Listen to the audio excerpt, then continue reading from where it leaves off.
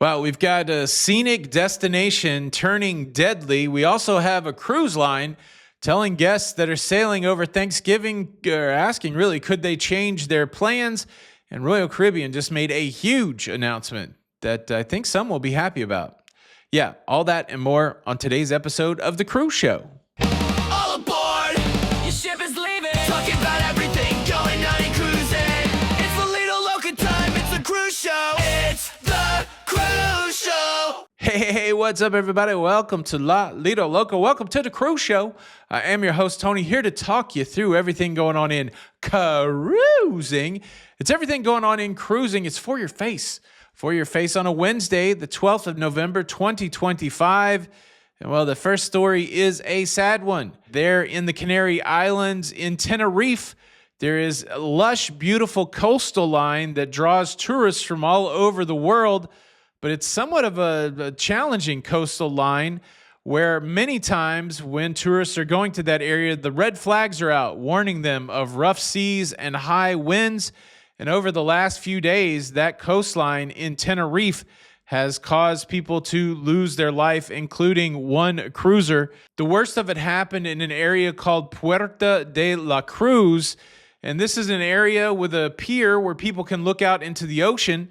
And storm surge caused waves to come up over that pier and wash people out to sea. This incident occurred just last Friday. 10 people washed out to sea.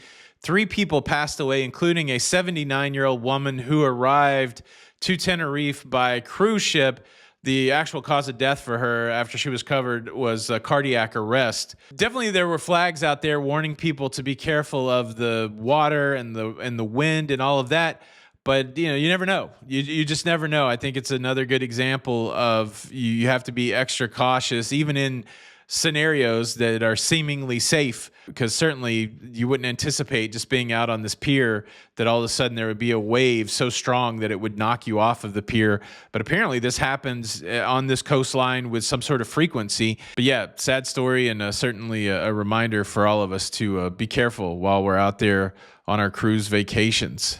Now, how about some good news? How about that? Let's do some good news. We do have word that the first cruise ships have returned to Jamaica since the devastation that was wrought on that island from Hurricane Melissa last month. Holland America Line's Zuiderdam arrived in Ocho Rios, bringing guests for the first time. Some cruise ships have visited with supplies, but this is the first guest call back to Jamaica since the hurricane. Then later in the day, yesterday, the MSC Divina also made a stop in Ocho Rios. And then we also heard that Carnival Cruise Line has made some itinerary changes. Some of the cruises that were supposed to stop in Montego Bay will also be stopping in Ocho Rios. This is certainly good news for Jamaica. Certainly the cleanup effort continues around that country, but tourism is their main source of revenue, of income.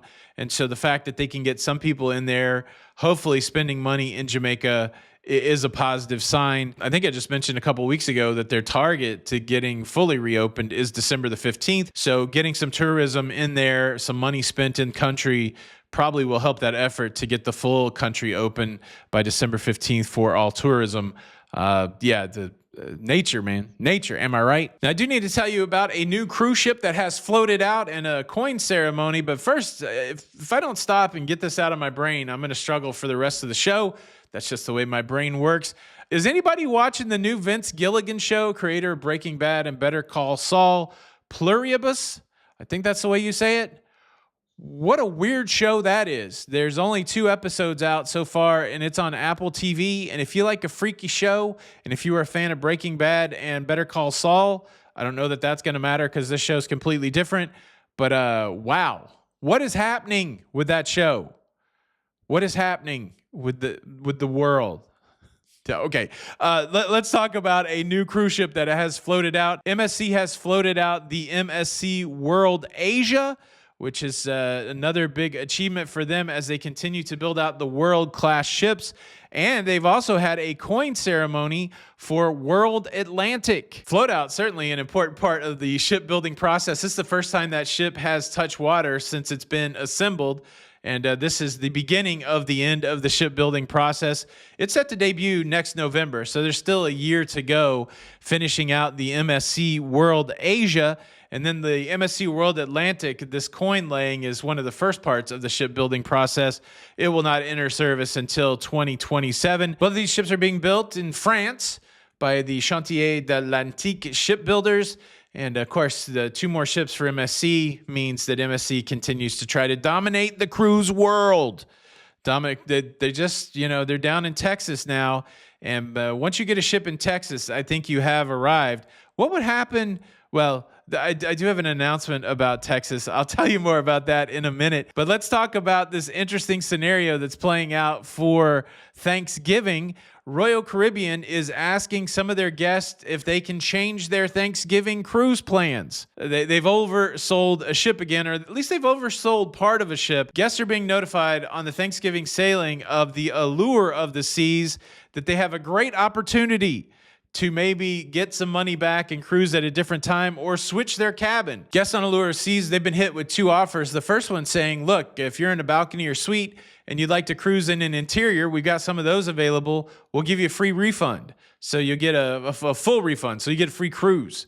That's pretty interesting. I would probably bump down from a balcony to an interior to get all of my cruise money back and still go on to cruise. But then other opportunity, the second offer is if you want to cancel the voyage, we'll give you a full refund of the one that you're canceling and a 50% future cruise credit. You get all your money back and you get to cruise for half off in the future. I think the first deal is the better offer. But yeah, Royal, they're so popular. Certainly some of those cabin types are so popular. And it does seem like Royal's okay to oversell their cabins. I feel like that's got to be a strategy based on final payment date. Let's oversell it, and then let's see how it fleshes out at final payment date and see who doesn't pay and whether or not we're going to have any cabins. And then maybe sometimes everybody pays, and now they're oversold, and they're trying to do the old, Monty Hall, let's make a deal. What do you think? Are you on these cruises? How would you feel if your Thanksgiving cruise was in jeopardy because of overbooking?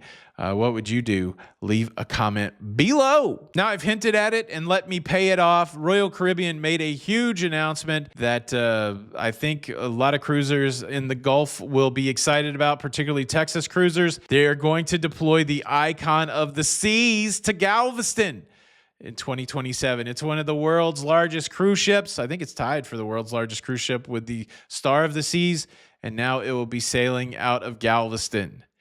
Can we let out a collective yeehaw? Yeehaw. Look, that's everything going on in cruising. Thank you so much for watching today's episode. We're getting closer and closer to our subscriber goal for 2025, 300,000 subscribers. We only got 2,000 left to go. Please consider subscribing. It's free, doesn't cost anything, and I would be your best friend forever and ever. Thank you so much for watching the show, and now there's really nothing left to do but dance. Get up. Get up.